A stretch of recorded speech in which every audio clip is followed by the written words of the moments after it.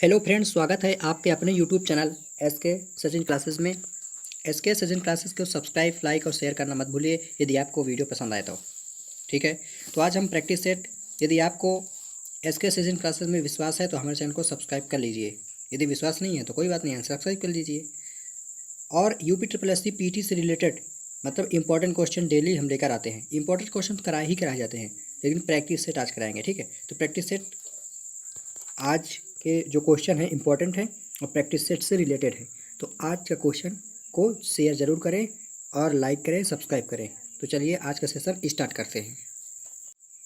आज का हमारा पहला प्रश्न है, माउंट आबू स्थित मशहूर दिलवाड़ा मंदिर निम्नलिखित में से किस समुदाय का पवित्र तीर्थस्थल है। ये प्रैक्टिस सेट है। ठीक है, तो आप जो है अपने अपने मार्क्स जरूर बताना। ये प्रैक्टिस सेट है। बताइए, माउंट आबू स्थित मशहूर दिलवाड़ा मंदिर निम्नलिखित में से किस समुदाय का पवित्र तीर्थस्थल है। तो फर्स्ट का option number B is the right answer, Jain धर्म का। माउंट आबू जो है जैन धर्म का एक मशहूर दिलवाड़ा मंदिर है जो जैन धर्म तीर्थ स्थल के लिए प्रसिद्ध या माना जाता है। ठीक है, तो option number B is the correct answer. अब नेक्स्ट है, पृथ्वीराज चौहान ने किससे विवाह किया था। बताइए। तो पृथ्वीराज चौहान ने जयचंद गढ़वाल की बेटी संयोगिता से विवाह किया था, क्योंकि पृथ्वीराज चौहान जयचंद गढ़वाल की जो बेटी थी जयचंद, वो हार गए थे पृथ्वीराज चौहान से। इसी कारण संयोगिता से उनको विवाह करना पड़ा। सेकंड का option number C is the right answer. अब नेक्स्ट चालुक्य वंश का सबसे महान शासक कौन था, जल्दी बताइए। चालुक्य वंश का सबसे महान शासक कौन था। तो चालुक्य वंश का सबसे महान शासक पुलकेशिन द्वितीय था। Option number B is the correct answer. अब नेक्स्ट, पोलो या चौगान खेलते समय निम्नलिखित में से किस सुल्तान की मृत्यु हो गई, जल्दी बताइए। पोलो या चौगान खेलते समय निम्नलिखित में से किस सुल्तान की मृत्यु हो गई। तो फोर का option number A is the right answer, Qutubuddin Aibak की। कुतुबुद्दीन ऐबक एक ऐसे सुल्तान थे जो पोलो या चौगान खेलते समय उनकी मृत्यु हो गई। ठीक है, option number A is the right answer. अब नेक्स्ट, निम्नलिखित में से किसने दीन ए इलाही आरंभ किया, जल्दी बताइए। निम्नलिखित में से किसने दीन ए इलाही आरंभ किया था। तो option number C is the right answer, Akbar ने। दीन ई इलाही किसने आरंभ किया था, अकबर ने आरंभ किया था। अब नेक्स्ट है, निम्नलिखित में से कौन उग्रपंथी नहीं थे, जल्दी बताइए। निम्नलिखित में से कौन उग्रपंथी नहीं थे। तो option number D is the right answer, Gopal Krishna Gokhale. Gopal Krishna Gokhale एक ऐसे नेता थे जो उग्रपंथी नहीं थे। लेकिन बता दें कि गोपाल कृष्ण गोखले कौन थे।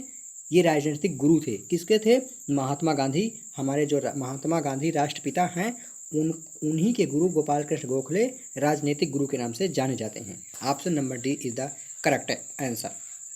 अब नेक्स्ट, अमृतसर संधि पर हस्ताक्षर कब किए गए थे। अमृतसर संधि पर हस्ताक्षर कब किए गए थे।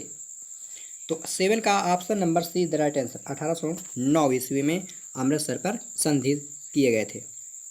अब नेक्स्ट, सीमांत गांधी किसे कहा जाता है, बताइए। सीमांत गांधी किसे कहा जाता है। शेख अब्दुल्ला, मणिलाल गांधी, खान अब्दुल गफ्फार खान, गोपाल कृष्ण गोखले, जो राजनीतिक गुरु थे किनके, महात्मा गांधी के। ठीक है, याद रखना कि महात्मा गांधी के राजनीतिक गुरु का नाम क्या है, गोपाल कृष्ण गोखले नाम है। बताइए, सीमांत गांधी किसे कहा जाता है। तो एट का option number C is the right answer, Khan Abdul Ghaffar Khan को सीमांत गांधी के नाम से जाना जाता है। Option number C is the right answer. अब नेक्स्ट, निम्नलिखित में से किसने 1935 के अधिनियम के बारे में कहा था, एक कार जिसमें ब्रेक तो है पर इंजन नहीं, जल्दी बताइए किसने कहा था। एक कार जिसमें ब्रेक तो है पर इंजन नहीं। 9 का option number A is the right answer, Jawaharlal Nehru. Jawaharlal Nehru ने कहा था कि एक कार जिसमें ब्रेक तो है पर इंजन नहीं। Option number A is the right answer. अब नेक्स्ट, गणेश महोत्सव का प्रारंभ किसने किया था, जल्दी बताइए। गणेश महोत्सव का प्रारंभ किसने किया था। तो लोकमान्य बाल गंगाधर तिलक ने गणेश महोत्सव का प्रारंभ कहा था। ठीक है, इन्हें अशांति का जनक भी कहा जाता है। ठीक है, अशांति का जनक भी कहा जाता है लोकमान्य बाल गंगाधर तिलक को। ठीक है, याद रखना, अशांति का जनक के नाम से जाना जाता है लोकमान्य बाल गंगाधर तिलक को। Option number B is the correct answer. अब नेक्स्ट, यमुना नदी का उद्गम स्थान बताइए, जल्दी बताइए। यमुना नदी का उद्गम स्थान Bandarpunch, option number B is the right answer. अब नेक्स्ट, निम्नलिखित में से कौन सा सबसे सूखा स्थान है? निम्नलिखित में से कौन सा एक सबसे सूखा स्थान है? Option number C is the right answer, Leh. Leh को सबसे सूखा स्थान माना जाता है। 12 का option number C the right answer. अब नेक्स्ट, हमारा अगला नंबर प्रश्न है, सूची फर्स्ट एंड सूची सेकंड को सुभेद करना है। नीचे दिए गए कूट से सही उत्तर चुनिए। ठीक है, जल्दी बताइए कौन सूची फर्स्ट है, सेकंड है? खनिज क्षेत्र और खनिज संपदा। जल्दी बताइए। देखो, तो पहला जो है काला हांडी, ये बॉक्साइट उत्पन्न होता है काला हांडी में। जावर में जस्ता और सीसा उत्पन्न होता है। ठीक है, और कोलार की बात करें तो सोना, कोलार में सोना उत्पन्न होता है। और मोशा बनी चौथा का सेकंड हो जाएगा। ठीक है, ये उत्पन्न होता है। तो 13 का option number C is the correct answer. ठीक है, सी होगा यहाँ पर। अब नेक्स्ट, दक्षिण एशिया का सबसे बड़ा मरुस्थल बताइए। दक्षिण एशिया का सबसे बड़ा मरुस्थल का क्या नाम है? थार का मरुस्थल सबसे बड़ा मरुस्थल के नाम से जाना जाता है। Option number D is the correct answer. निम्नलिखित नदियों में से कौन सी विषुवत रेखा को 2 बार पार करती है?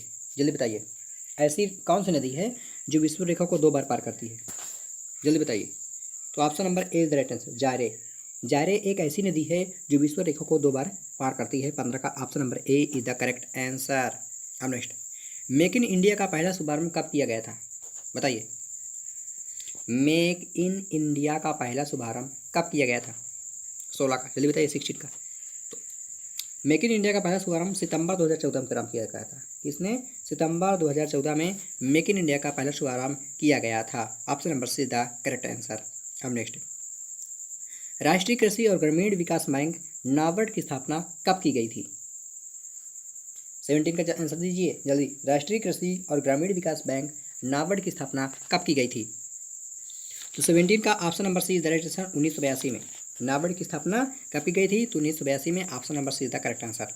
अब नेक्स्ट, भारत के केंद्रीय बजट में रेल का बजट का किस वर्ष विलय किया गया था? भारत के केंद्रीय बजट में रेल बजट का किस वर्ष विलय किया गया था? 18 का। तो 18 का option number A is the right answer, 2017 में। ठीक है, तो भारत के केंद्रीय बजट में रेल बजट का 2017 में विलय किया गया था। Option number A the correct answer. अब नेक्स्ट, भारत में श्वेत क्रांति का जनक किसे कहा जाता है? बताइए, श्वेत क्रांति भारत में, यहाँ वेरी मोस्ट इंपॉर्टेंट, भारत में पूछ रहा है। ठीक है, विश्व में अलग है। ठीक है, अगर भारत में पूछ लिया जाए तो बर्गेज कुरियन है।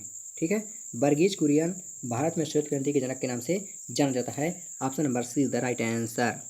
अब नेक्स्ट, राजकोषीय घाटा का अर्थ क्या है?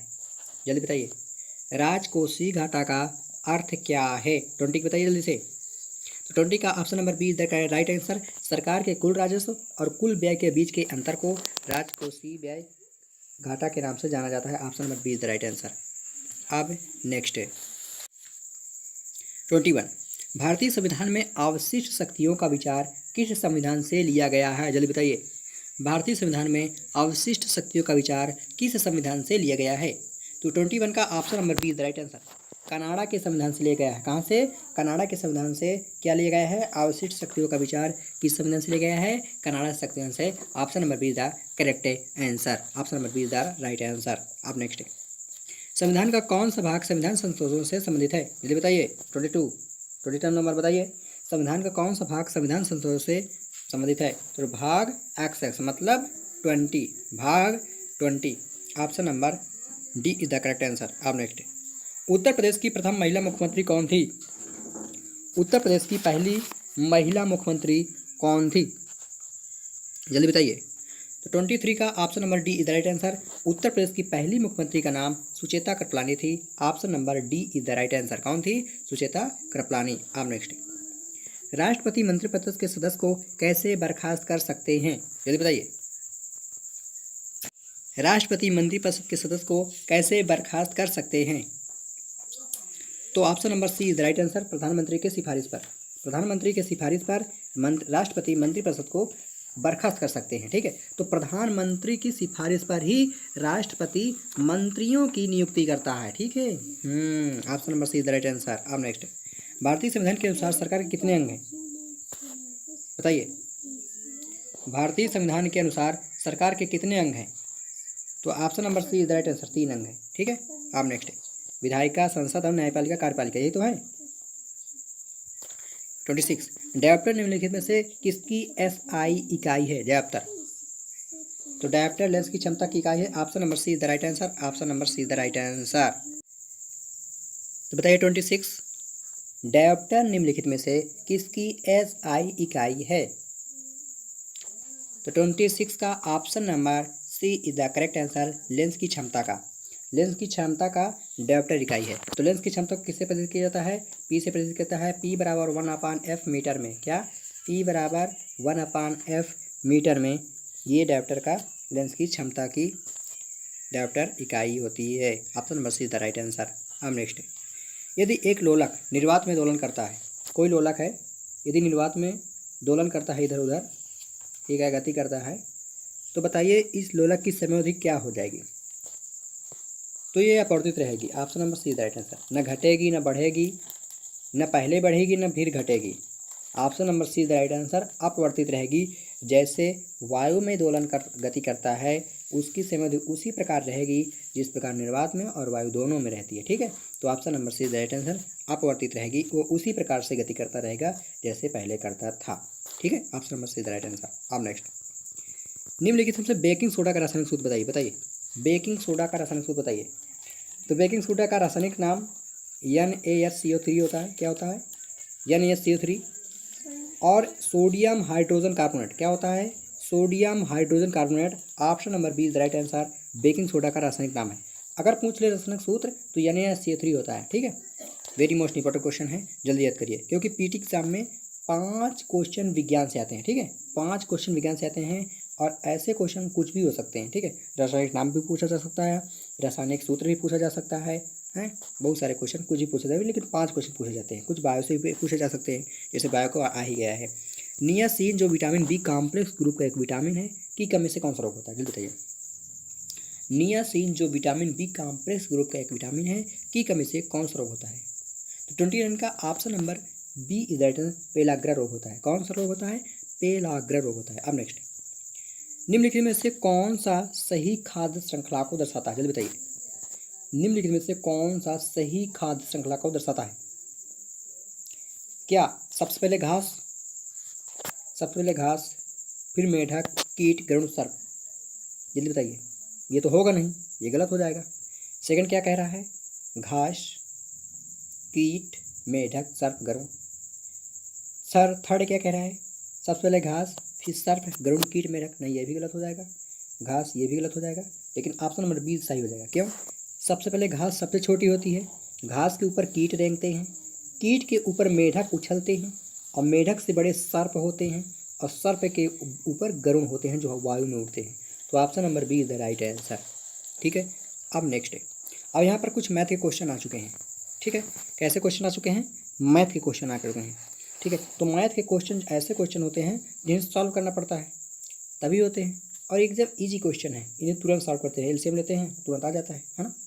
तो इन क्वेश्चनों का आंसर जो है नेक्स्ट वीडियो में हम आपको जो है मैथ के क्वेश्चन कराएंगे।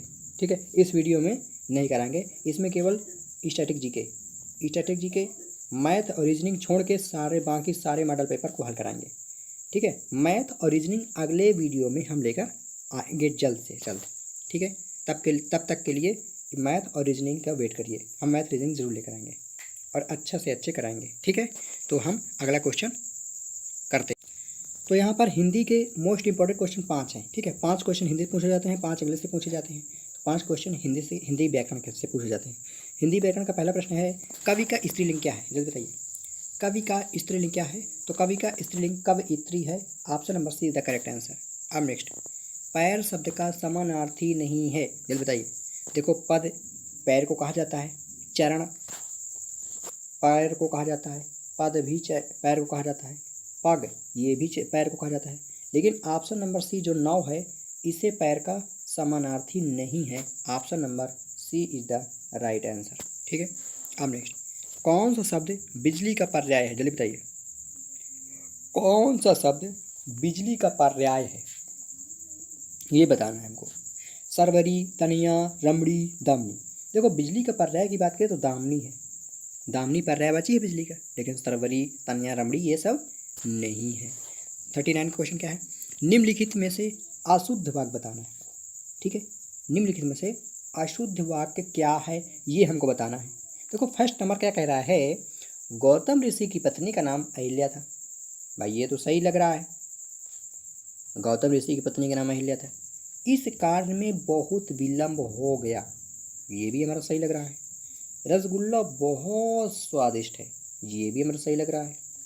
और डी नंबर क्या कह रहा है, ध्यान से देखना है और बहुत अच्छे से मन लगाकर देखना है।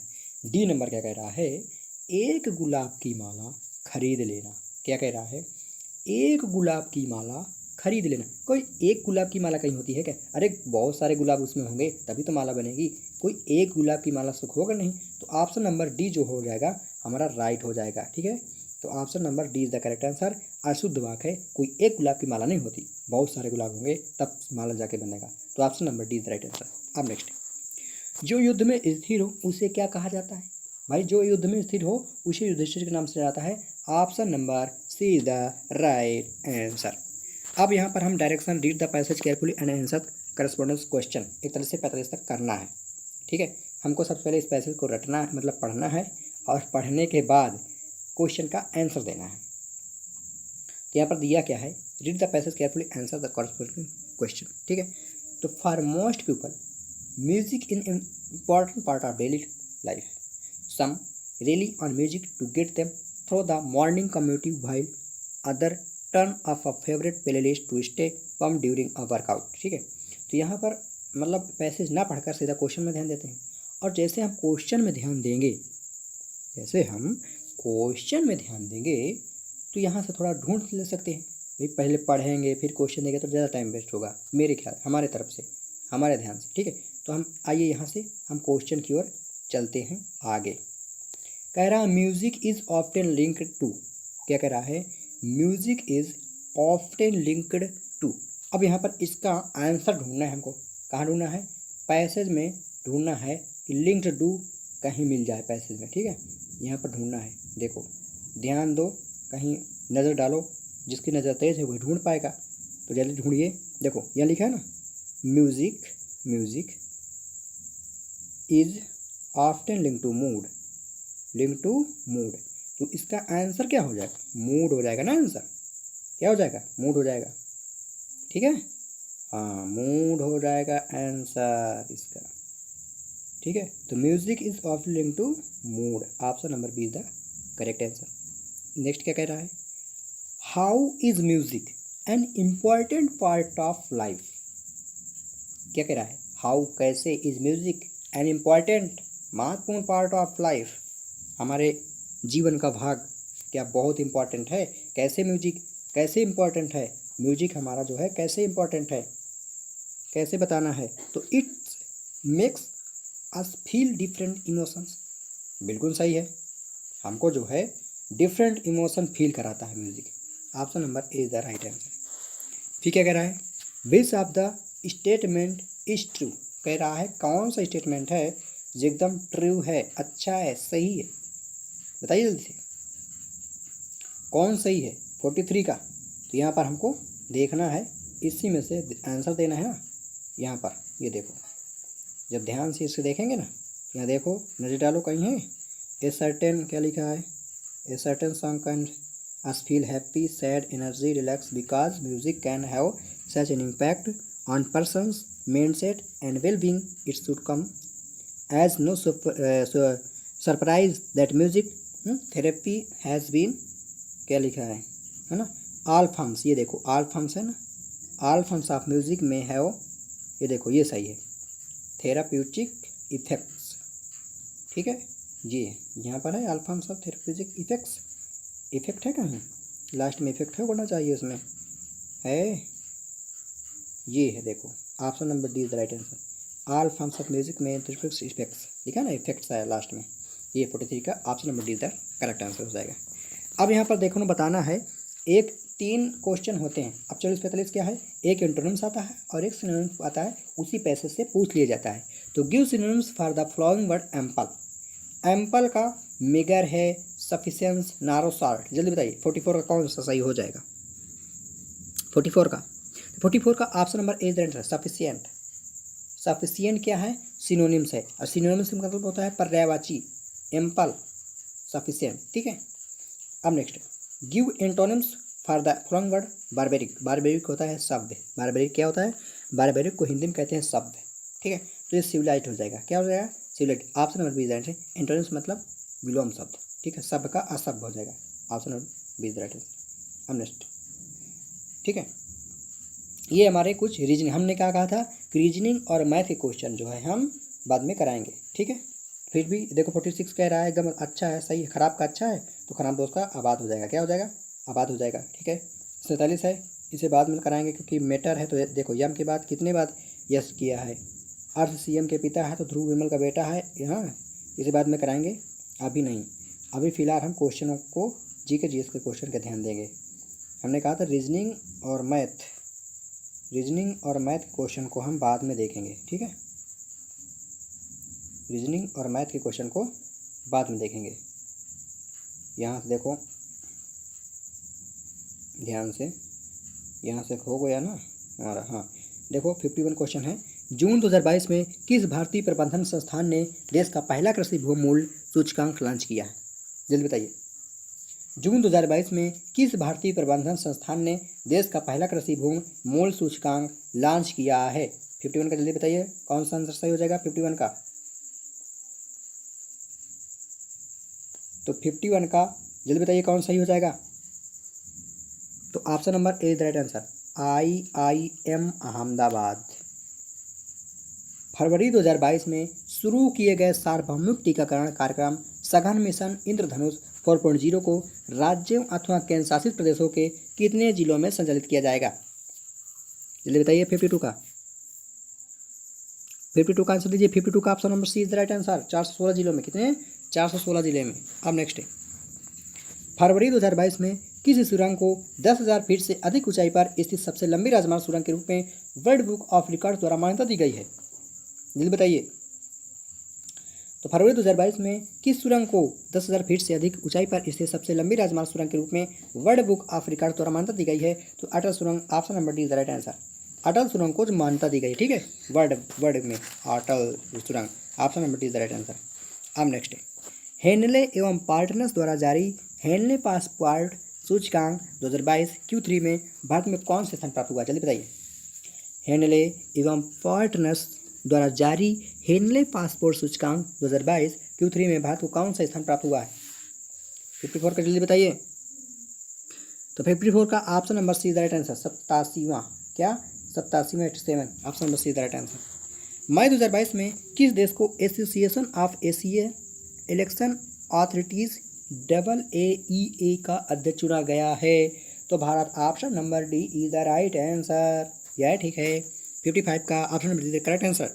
अब नेक्स्ट, मई 2022 में कौन सा नियो बैंकिंग स्टार्टअप भारत का 100वां यूनिकॉर्न बन गया? जल्दी बताइए। मई 2022 में कौन सा नियो बैंकिंग स्टार्टअप भारत का 100वां यूनिकॉर्न बन गया है? ये जनरल नॉलेज है, ठीक है। 56 का क्या? जल्दी बताइए। 56 का option number B is the right answer, open, ठीक है, open is the right answer. अब नेक्स्ट, अंतर्राष्ट्रीय ऊर्जा एजेंसी इंडियन मतलब इंटरनेशनल, क्या? IEA, अंतर्राष्ट्रीय ऊर्जा एजेंसी मतलब इंटरनेशनल एनर्जी एजेंसी की रिपोर्ट के अनुसार भारतवर्ष 2026 तक विश्व के तीसरे सबसे बड़े एथेनॉल उपभोक्ता के रूप में किस देश को पीछे छोड़ देगा? जल्दी बताइए। अंतर्राष्ट्रीय ऊर्जा एजेंसी मतलब इंडिया इंटरनेशनल एनर्जी एजेंसी की एक रिपोर्ट के अनुसार भारतवर्ष 2026 तक विश्व के तीसरे सबसे बड़े एथेनॉल उपभोक्ता के रूप में देश को पीछे छोड़ देगा। तो option number A the right answer, चीन, ठीक है। उत्तर प्रदेश के किस शहर में स्किल इंडिया अंतर्राष्ट्रीय केंद्र की स्थापना की जाएगी? जल्दी बताइए। स्किल इंडिया इंटरनेशनल सेंटर की स्थापना की जाएगी। 58 का जल्दी बताइए। 58 का, तो 58 का option number C is the right answer, Varanasi. अब नेक्स्ट, नवंबर 2021 में प्रधानमंत्री नरेंद्र मोदी ने पूर्वांचल एक्सप्रेसवे का उद्घाटन किया और इस एक्सप्रेसवे के संबंध में विकल्प में कौन सा तथ्य सही है और कौन सा तथ्य गलत है, ये हमको बताना है। कि जो हमारे प्रधानमंत्री नरेंद्र मोदी जी ने नवंबर 2021 में एक पूर्वांचल एक्सप्रेसवे का उद्घाटन किया था, और वो बताना है कि वो माननीय नरेंद्र मोदी के द्वारा 2021 नवंबर में एक्सप्रेसवे का उद्घाटन किया गया था, वे एक्सप्रेसवे कहाँ से कहाँ तक बना गया था, उद्घाटन कब किस नवंबर को किया था, है ना। तो देखो ऑप्शन नंबर ए तो राइट है, क्योंकि 16 नवंबर 2021 को माननीय प्रधानमंत्री नरेंद्र मोदी ने पूर्वांचल एक्सप्रेसवे का उद्घाटन किया। ठीक है, ये तो सही है। सेकंड नंबर क्या कह रहा है, इस एक्सप्रेस की वे की लंबाई 340.824 किलोमीटर मतलब लगभग जो है 341 किलोमीटर है। ये भी हमारा सही है भाई, ये सही है, ये सही है। और सी नंबर क्या कह रहा है, यह एक्सप्रेसवे के बलिया के मंदरिया गाँव तक बनाया गया है। ये तो हमें गलत लग रहा है। डी नंबर क्या कह रहा है, इस एक्सप्रेसवे पर सुल्तानपुर जिले में एक हवाई पट्टी निर्मित की गई है। ये भी सही है। और जो हमारा सी नंबर है ये गलत है। ठीक है, तो हम कह सकते हैं तो ऑप्शन नंबर सी तरह करेक्ट आंसर। क्यों कह रहा है कौन सा तथ्य सही नहीं है, तो सी सही नहीं है। क्या कह रहा है, वहाँ एक्सप्रेसवे बलिया के मंदरिया गाँव तक बना गया है। क्या बलिया के मंदरिया गाँव तक ही बना गया है? नहीं, क्या बना गया है, कहाँ तक बना गया है ना। 59 का सी इज द राइट आंसर। अब नेक्स्ट हमारा 60 नंबर क्वेश्चन है, टोक्यो ओलंपिक 2020 में भारतीय पदक विजेता के संबंध में विकल्प में कौन सा तथ्य सही नहीं है, ये हमको बताना, जल्दी बताइए। देखो कई पॉइंट हमें मिल जाते हैं जब मतलब ये कह रहा है सही नहीं है ना, तो कोई एक ही सही नहीं है, बाकी अब तो सब सही होंगे ना। तो पॉइंट हमें 3 पॉइंट एक्स्ट्रा मिल रहे हैं यहाँ पर पढ़ने के लिए। जल्दी बताइए 60 नंबर। टोक्यो ओलंपिक 2020 में भारत की तरफ से पहला पदक लवलीना बोरगोहेन ने जीता। देखो ये हमारा एक इम्पॉर्टेंट पॉइंट मिल गया है। ऑप्शन में पूछा नहीं है, फिर भी पूछा जा सकता है, एग्जाम में आ भी सकता है कि बताइए टोक्यो ओलंपिक 2020 में भारत की तरफ से पहला पदक लवलीना बोरगोहेन ने ही जीता। किसने जीता पदक? लवलीना बोरगोहेन ने जीता। ठीक है, फर्स्ट हमारा सही है, इसमें किसी प्रकार की त्रुटि नहीं है। ठीक है, ये कह रहा तथ्य सही नहीं है, तो ठीक है तथ्य सही नहीं है कह रहा है ना। हाँ तो ये सही नहीं है, ऑप्शन नंबर ए करेक्ट होगा इसका। ठीक है, लेकिन पीवी सिंधु ने महिलाओं के बैडमिंटन स्पर्धा के एकल वर्ग में कांस्य पदक जीता, ये सही है। भारतीय पुरुष हॉकी टीम के फील्ड हॉकी स्पर्धा में कांस्य पदक जीता, ये भी सही है। नीरज चोपड़ा ने पुरुष भाला फेंक स्वर्ण पदक जीता, ये भी सही है। नीरज चोपड़ा जो बहुत प्रसिद्ध है, ये तो सही है ही है, लेकिन हमारा ये गलत है। ठीक है, तो option number A the right answer होगा इसका। ठीक है, अब नेक्स्ट अबू धाबी की राजधानी बताइए। अबू धाबी की राजधानी क्या है? Option number A the right answer, united Arab अमीरात अबू धाबी की राजधानी है। Option number A the correct answer. Pushkar मेला कहाँ आयोजित किया जाता है? जल्दी बताइए, पुष्कर मेला कहाँ आयोजित किया जाता है? 62 का, जल्दी बताइए 62 का कहाँ आयोजित किया है पुष्कर मेला? बिहार में? जल्दी बताइए। तो पुष्कर मेला राजस्थान में आयोजित किया जाता है। कहाँ? राजस्थान में। Option number D is the right answer. राष्ट्रीय रेल संग्रहालय कहाँ स्थित है? राष्ट्रीय रेल संग्रहालय कहाँ स्थित है? तो option number A is the right answer, नई दिल्ली में। नई दिल्ली में राष्ट्रीय रेल संग्रहालय स्थित है। 63 का option number A is the right answer. निम्नलिखित में से कौन सा पुरस्कार उपन्यास के लिए दिया जाता है? निम्न में कौन सा पुरस्कार उपन्यास के लिए दी जाता है? तो बुकर पुरस्कार, option number be the right answer. Booker पुरस्कार जो है उपन्यास के लिए दिया जाता है। 64 का option number B is the correct answer. अब नेक्स्ट 1084 की माँ पुस्तक के लेखक कौन है? जल्दी बताइए। एक पुस्तक के लेखक तो आ ही सकता है, इसमें आएगा 100% गारंटी है आएगा। जो नहीं है कि यही वाला प्रश्न आए, लेकिन हाँ पुस्तक के लेखक जरूर आएगा। एक पुस्तक के लेखक का नाम बताइए, एक मतलब आएगा ही आएगा। 65 जल्दी बताइए। तो 65 का option number B is the right answer, Mahasweta Devi. अब नेक्स्ट भारतीय संसद में कितने सदन हैं? उच्च सदन, निम्न सदन, कितने सदन जल्दी बताइए। भारतीय सदन में उच्च सदन और निम्न सदन 2 सदन है ना। तो 66 का option number A is the right answer, Lok Sabha और राज्यसभा। ठीक है, 2 सदन है। 57वां मतलब 57वां ज्ञानपीठ पुरस्कार किसे प्रदान किया गया? 57वां ज्ञानपीठ पुरस्कार किसे प्रदान किया गया है? तो 67 का option number A right answer, Damodar Mauzo को 57वां ज्ञानपीठ पुरस्कार प्रदान किया गया है। मार्च अप्रैल 2022 में इटली में आयोजित 45वें विश्व ब्रिज चैंपियनशिप 2022 में सीनियर टीम श्रेणी में किस देश ने रजत पदक जीता है? तो 68 का B number is right answer, Bharat. अब नेक्स्ट, गणतंत्र दिवस परेड 2022 में किस राज्य की झांकी को सर्वश्रेष्ठ झांकी का पुरस्कार प्रदान किया गया? बताइए, जल्दी बताइए। गणतंत्र दिवस परेड 2022 में किस राज्य की झांकी को सर्वश्रेष्ठ झांकी का पुरस्कार प्रदान किया गया? तो 69 का option number A is the right answer, Uttar Pradesh. गणतंत्र दिवस परेड 2022 में उत्तर प्रदेश राज्य की झांकी को सर्वश्रेष्ठ झांकी का पुरस्कार प्रदान किया गया है। Option number A is the correct answer. अब नेक्स्ट 70 नंबर क्वेश्चन है, जनवरी 2022 में संपन्न टाटा स्टील शतरंज 2022 के चैलेंजर्स वर्ग का खिताब किसने जीता है? तो 70 नंबर का option number A is the right answer, Arjun Erigaisi. Arjun Erigaisi जनवरी 2022 में संपन्न टाटा स्टील शतरंज 2022 के चैलेंजर्स वर्ग का खिताब जीता है। Option number A is the right answer. देखो, हिंदी के 2 गद्यांश आते हैं। हिंदी कितने गद्यांश? 2 गद्यांश होते हैं, 5-5 नंबर के, 10 नंबर के गद्यांश आते हैं। और बात करें इंग्लिश पैसेज की तो ये 5 नंबर की आती है, ठीक है। और हिंदी गद्यांश 10 नंबर की आती है। तो 10 नंबर 5-5 नंबर के आते हैं। एक गद्यांश आता है, एक गद्यांश पहले इसको पढ़ लेते हैं। क्या कह रहा है? निम्नलिखित गद्यांश ध्यानपूर्वक अध्ययन करके आधारित प्रश्नों को उत्तर दीजिए, ठीक है। वैज्ञानिक प्रयोगों की सफलता ने मनुष्य की बुद्धि का अपूर्व विकास कर दिया है। द्वितीय महायुद्ध में एटम बम की शक्ति ने कुछ क्षणों में ही जापान की अजय शक्ति को पराजित कर दिया। इस शक्ति की युद्धकालीन सफलता ने अमेरिका, रूस, ब्रिटेन, फ्रांस आदि सभी देशों को शस्त्रों के निर्माण प्रेरणा दी। सभी भयंकर सर्व विनाशकारी शस्त्र बनने लगे, ठीक है। यहाँ तक इम्पोर्टेंट है। अब सेना को पराजित करने तथा शत्रु देश पर पैदल सेना द्वारा आक्रमण करने के लिए, शस्त्र निर्माण के स्थान पर देश के विनाश करने के लिए देश में शस्त्रास्त्र बनने लगे। क्या? शस्त्रास्त्र बनने लगे। इन हथियारों का प्रयोग होने पर शत्रु देशों को अधिकांश जनता संपत्ति थोड़े समय में ही नष्ट की जा सकेगी, ठीक है, नष्ट की जा सकेगी। क्योंकि ऐसे शस्त्रास्त्र प्रायः सभी स्वतंत्र देशों के संग्रहालयों में कुछ न कुछ आ गए हैं, अतः युद्ध की स्थिति में उनका प्रयोग भी अनिवार्य हो जाएगा, जिससे बड़ी जनसंख्या प्रभावित हो सकती है। इसलिए निशस्त्रीकरण की योजनाएं बन रही हैं।